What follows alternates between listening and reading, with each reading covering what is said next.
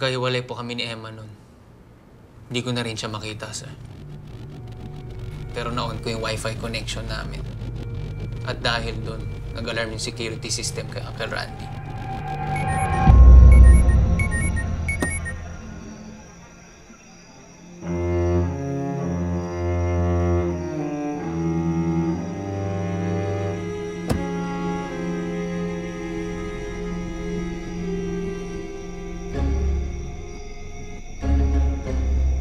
Kuya? Christine? Marius? Anong involvement ng Uncle Randy mo sa pangyayari?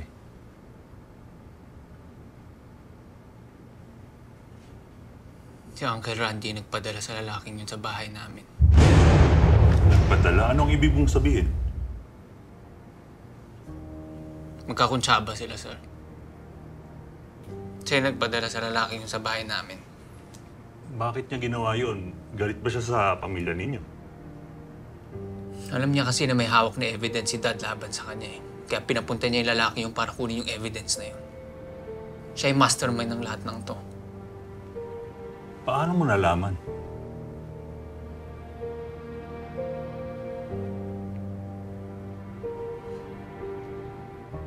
Inamin niya sa amin, sir.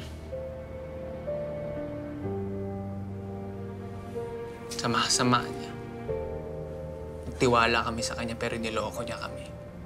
Yung tutig nung dumating siya, akala namin sisave niya kaming lahat.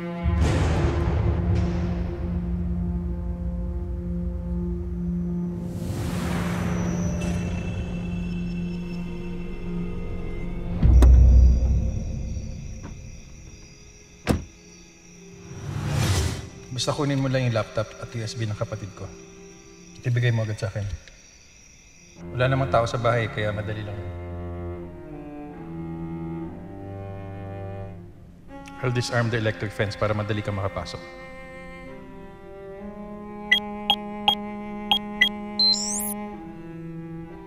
Done. Mali ang ginawa ng kapatid ko. At mali rin na pagtakpan siya ng ospital. Kaya kailangan natin yung USB at laptop para may pruweba tayo. Kailangan mabigyan ng hustisya yung nangyari sa anak ko.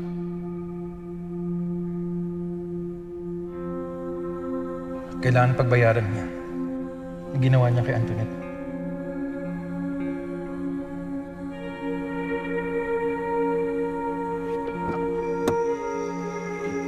Takay!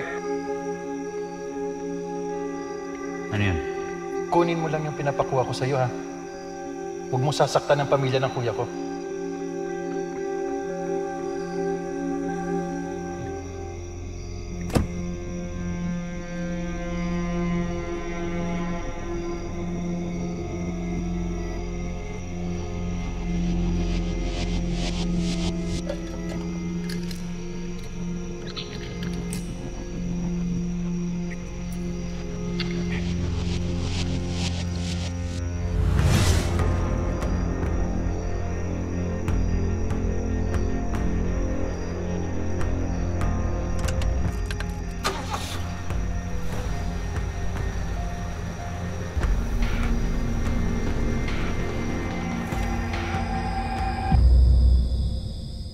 Ma!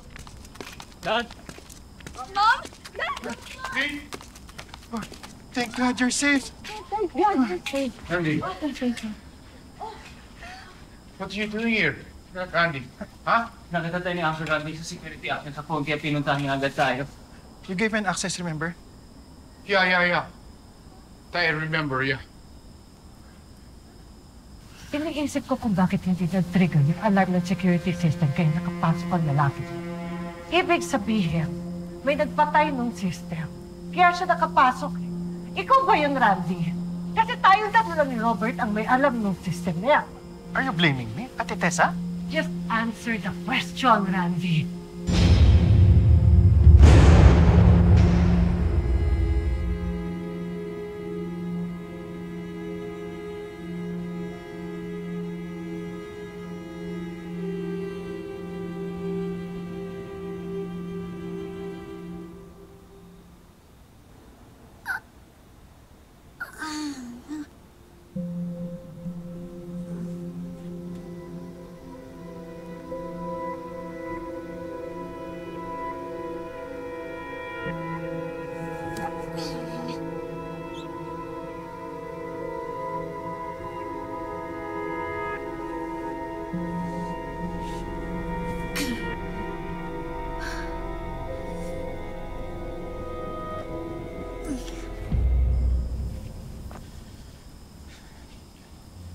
Yes, I disarmed the system.